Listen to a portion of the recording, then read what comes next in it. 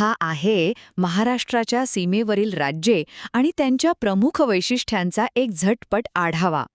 आज आपण एका सुंदर नकाशाच्या आधारे महाराष्ट्राच्या शेजारील राज्यांची आणि तिथल्या प्रसिद्ध सांस्कृतिक आणि ऐतिहासिक गोष्टींची अगदी सोप्या भाषेत आणि थोडक्यात सफर करणार आहोत. पहिले आपण उत्तर आणि पश्चिमेकडच्या राज्यांकडे नजर टाकूया. उत्तरेला आहे मध्य प्रदेश, जे ऐतिहासिक सांची स्तूप आणि तिथल्या वाघांच्या अभयारण्यांसाठी एकदम प्रसिद्ध आहे.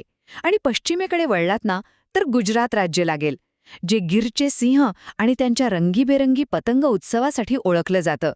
शिवाय याच भागात दादरा आणि नगर हवेली सुद्धा आहे बरं का. दुसरे आपण पूर्व आणि आग्नेय भागाकडे वळूया.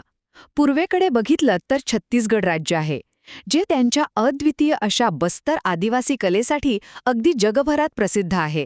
आणि यासोबतच आपण तेलंगणाचाही उल्लेख करायलाच हवा, कारण तिथेच तो आपला ऐतिहासिक चार मिनार अगदी डौलाने उभा आहे. शेवटी आपण थेट भारताच्या दक्षिणेकडे जाऊया.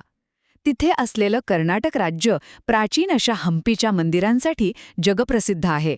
आणि नैऋत्येला असलेलं आपलं गोवा, ते तर तिथल्या सुंदर बीचेस आणि चर्चसाठी आपल्या सगळ्यांच्याच अगदी परिचयाचं आहे, नाही का? थोडक्यात सांगायचं तर महाराष्ट्राला लागून असलेल्या या राज्यांच्या सीमा केवळ नकाशावरच्या भौगोलिक रेषा नसून त्या भारताच्या विविध संस्कृती, कला आणि इतिहासाचा एक अप्रतिम संगम आहेत.